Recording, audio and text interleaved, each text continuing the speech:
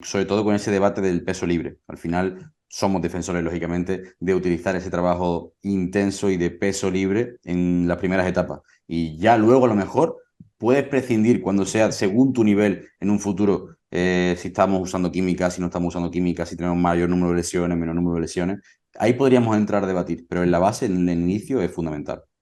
Y también porque llega un punto en el que puede que no haya marcha atrás, ¿sabes? Hay Que ya no atletas lo que puedas ya meter están después. avanzados, que ya lógicamente no vas a dedicar un año de tu vida Claro. a tener un mejor control motor. Llega un punto en el que ya en esa balanza a lo mejor no te interesa, ¿no? Porque estás en un punto competitivo que pues ya no hay marcha atrás, ¿sabes? Ya a esa fase no la has pasado y posiblemente ya no te compense pasarla, pero vas a tener unas carencias de por vida que las has tenido por no haber pasado por ahí, ¿sabes? Claro. Es que por Entonces, eso no, para mí no puede ser o no concibo, porque al final, gracias a Joan también, hay muchos chavales que están metiéndose en el mundo del culturismo, pero el camino natural, como la pasada, la mayoría de culturistas de la era antigua, como Ronnie Coleman, Colombo y demás, venían de estar entrenando de hipertrofia, pero mediante movimientos básicos, compitiendo en powerlifting, creando esa base, siendo atletas, siendo deportistas, y luego un poco más adelante ya en la parte más de estética. Pero para un chaval que tiene 15 años, meterse a decir que solo va a hacer máquina y va a hacer ejercicio de aislamiento y va a construir el cuerpo como si fuese piezas aisladas, digamos, que al final es un concepto que me gusta porque es real, aunque no lo parezca, y que no le dé esa oportunidad a los movimientos básicos, ni siquiera durante un tiempo, porque quiere ser simplemente como su ídolo y tener más prisa de la cuenta, eso es algo que para mí no me entra en la cabeza y no lo concibo. yo esto además, justo hablando con Joan, lo hemos hablado mil veces, él y yo, el hecho de la base que él tiene, ¿no? La base a nivel de control motor, la base a nivel de una fuerza general, y eso lo vemos con todos los atletas de powerlifting, ¿no? Que si eres un atleta, aunque no hayas hecho press con mancuernas en 2 años, si tienes 180 en banca, cuando te vayas a un press con mancuernas vas a ser fuerte y en Claro. 2, 3 sesiones vas a estar moviendo las mancuernas más grandes del gimnasio porque hay una base general que luego se traslada a ejercicio analítico. Y si tienes esa base y si vas trabajando esa base continuamente, luego eso se traslada al resto. Vamos, lo vemos con todos los atletas, no una cosa aislada, sino que, bueno, en atletas famosos, como tú has dicho, pero también en atletas del día a día se ve esa transferencia, ¿no? De esa base general a gente que solo trabaja ejercicios más analíticos y por mucho que haga una sobrecarga progresiva, tu progresión va a ser más lenta que si has trabajado por ejercicios más globales, tienes una base de esos ejercicios globales y luego la exprime en otros momentos.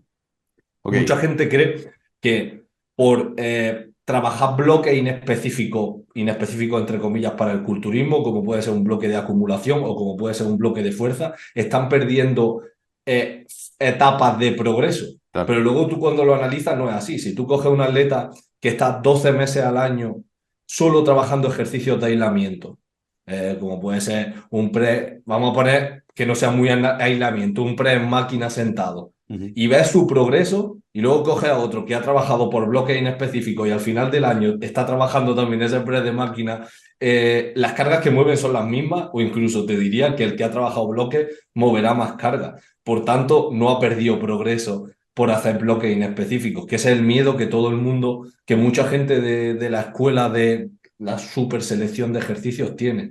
El miedo Igual que en a, el es que Power al si estoy final. trabajando, sí, lo mismo, el Igual. mismo miedo de si no estoy trabajando este ejercicio que es perfecto para estimular mi dorsal no va a crecer lo suficiente, ¿no?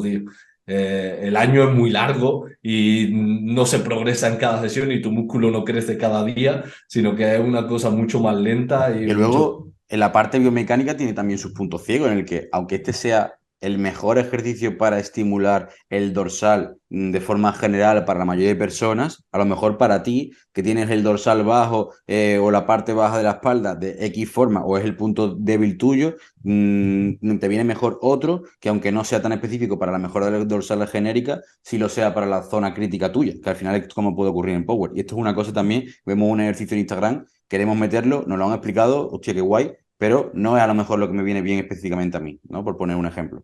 Sí, sí, sí. Y que al final está... Y esa compensación, ¿no?, entre mover carga y un ejercicio general en el que movilices grandes grupos musculares, en el que tu sistema nervioso se estimule de una forma más general en comparación a un ejercicio más analítico. Ambos tienen su sitio, pero no nos podemos quedar solo con el analítico porque el entrenamiento se queda muy pobre. Sí, sí. Nunca puede ser lo mismo un press con mancuerna, aunque no se estimule lo mismo que en un cruce de polea sentado en un banco, pero la carga de entrenamiento y el estímulo de entrenamiento son totalmente diferentes. Y ambos los tenemos que coger, no nos podemos quedar. Tampoco hay que ser ceporro de decir, Claro. pues es que solo hay que hacer press de banca libre. No, no estamos diciendo eso, ni mucho menos, sino, como siempre hemos hablado, ¿no?, coger lo mejor de cada cosa. Si hay dos caminos y los dos caminos tienen cosas buenas, coge los dos, tío, no te quedes De solo. hecho, yo lo veo esto en tres grupos musculares en concreto. Para mí es donde más se ve la diferencia y la clave.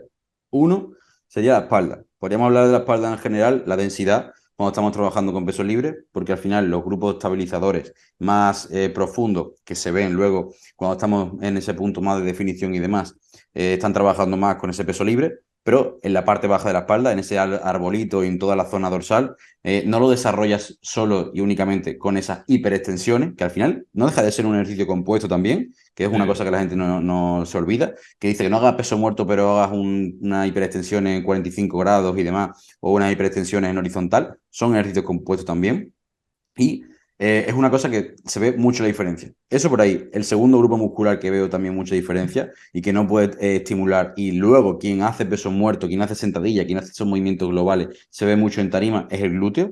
El glúteo se ve una barbaridad. Quien trabaja fuerte es fuerte y trabaja con pesos libres, porque no se desarrolla igual haciendo un hip thrust o patada de glúteo, ni muchísimo menos, sobre todo en lo que sería todo ese volumen y demás, porque al final definiendo y si pasas hambre vas a tener las rayas en el culo, pero esa densidad, ese volumen no es igual. Y luego los aductores, porque para mí los aductores, como son un grupo muscular tan complejo, quien sabe un poco de anatomía lo sabe, que tiene diferentes cabezas, cabeza larga, cabeza corta, tiene el pectineo, tiene tal, y se ven diferentes dibujos. Y yo, que por ejemplo, padezco mucho los aductores se me sobrecargan muchísimo por nuestras técnicas que utilizamos, cuando un levantador, un culturista, ha trabajado realmente sus sentadillas profundas, sus pesos muertos, ha hecho algún peso muerto sumo y ha trabajado esto a lo largo de muchísimo tiempo, tiene estos grupos musculares muy desarrollados. Y no es casualidad que todos los powerlifters lo tengan. Y son muy difíciles de hacer en una máquina de aislamiento, de abrir y cerrar, ni muchísimo menos. O sea, es una diferencia brutal. En las propias mujeres también se nota mucho, la que trabaja de forma pesada el tren inferior con estos ejercicios en la parte de los aductores, que les gusta esa gota, esa lágrima, como ellas dicen, que quieren que se les dibuje, y se nota una barbaridad.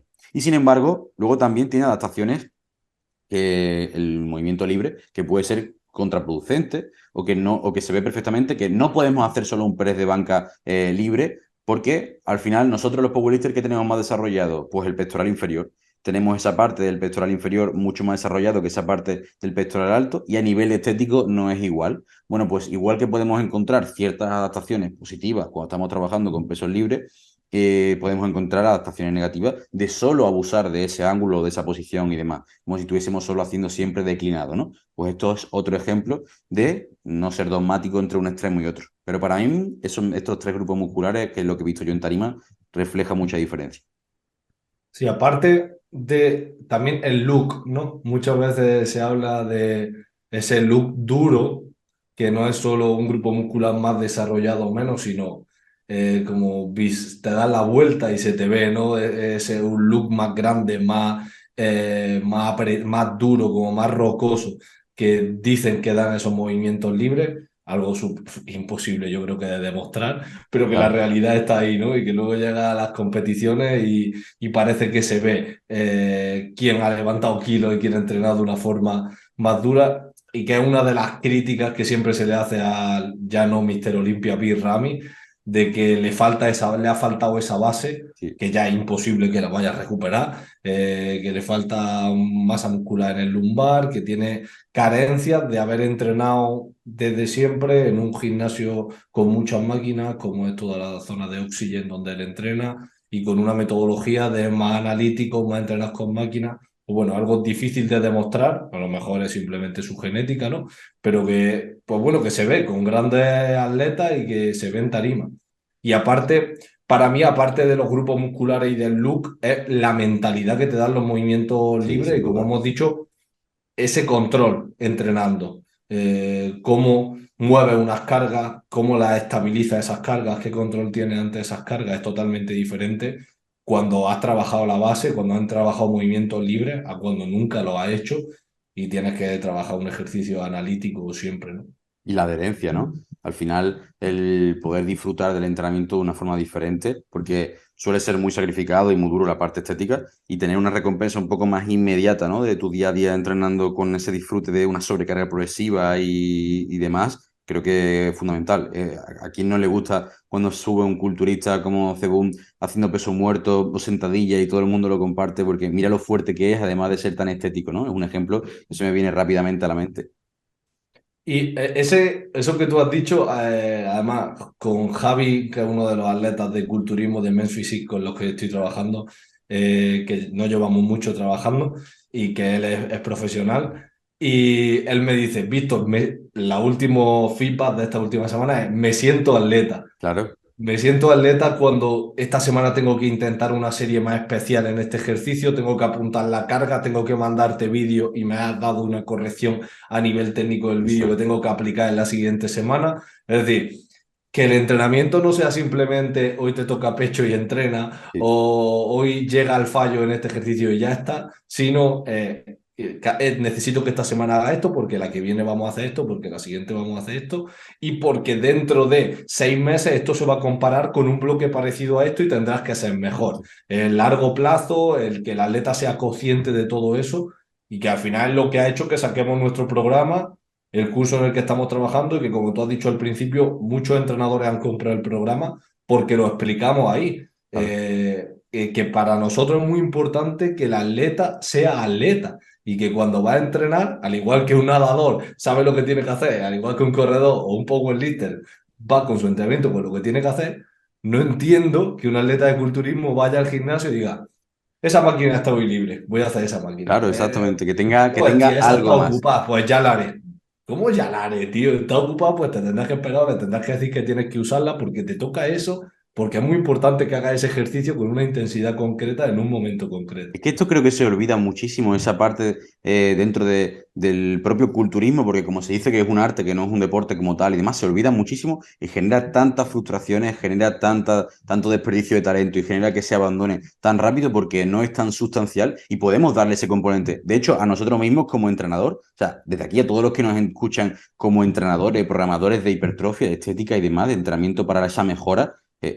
Si solo te quedas con la parte estética de la revisión de las fotos o de las medidas, estás perdiendo mucho más de lo que puedes dar y a ti te tiene que motivar mucho más que tu propio levantador, tu propio atleta, tu propio culturista también mejore y sea un atleta más completo y a ti a la hora de programar, aunque es verdad que sea un poco más desafío y sea más trabajo, te gusta, disfrutas más, te motiva más, ves el proceso y a ti incluso como entrenador te genera esa adherencia, ¿no? Porque al final es verdad que un entrenador de estética puede llevar a muchísima más gente precisamente porque no tiene este componente muchas veces de darle importancia al rendimiento, a la propia mejora del propio entrenamiento, que sea simplemente cumplir con este estímulo o con este volumen o con esta intensidad, independientemente del ejercicio, de lo que sea, y se acabó, ¿no? Es darle ese puntito extra y también a nivel de que, como dicen muchísimos estudios, es difícil cuantificar si realmente hemos aumentado nuestra masa muscular. ¿Cuál Por es la supuesto. mejor forma de saber realmente si hemos mejorado nuestra masa muscular? Pues si tú estás trabajando en un rango de repeticiones de 6 a 20, 25 repeticiones, en el ejercicio que sea, si estás metiendo más carga y estás metiendo más volumen, es que tienes más masa muscular, casi seguro.